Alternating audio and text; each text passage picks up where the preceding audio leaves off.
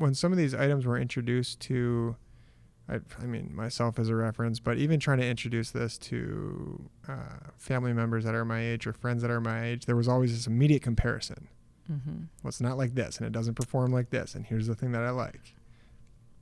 When, the generations that we get exposed to, and we're lucky enough to be around, outlets to go and get something plant-based or to demo new foods, they're just not as used to those traditional dairy products. Like, it's already been kind of woven in. So if I put something new on their plate, they're kind of more surprised and happy about it and kind of enthusiastic to try it again versus the comparison model, right. Which I think that's, maybe we just grow out of that too. I think and that's we what might. forces the change. And I think parents have a big onus on themselves if they want to help with that change, because putting those things on their children's plates at a young age and not making a big deal about it and just kind of saying, this is what we eat. This is a chicken nugget, but it's not really a chicken nugget. It comes from plants. Yeah. And not making a big deal about it. Like, I think that's part of it. I also think we're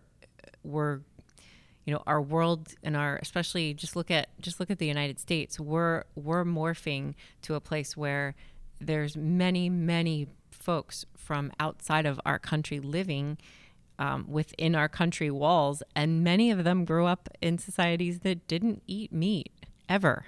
Mm-hmm. And they're coming here saying, why would I go buy a veggie burger? Can't you create foods that taste good, that don't have to mock something that I've never eaten before? So I think you have to think of it in those terms. We are very a little egocentric in that we want a burger, we want a hot dog, we want pot pie that has chicken chunks in it because that's what we grew up with. There's a whole group of people who've never even eaten any of those things. So we really need to think a little bigger than just, where we've been and what we're growing up doing. That's why I think when you look at India and you look at China and you look at some of these other countries, there's a huge opportunity to be innovating in a very different way there. And I think a lot of what many of the companies are doing is just taking things that we develop for people in the U.S. and just throwing them over and hoping that they stick. They're getting a lot of press because plant-based in general is a positive message.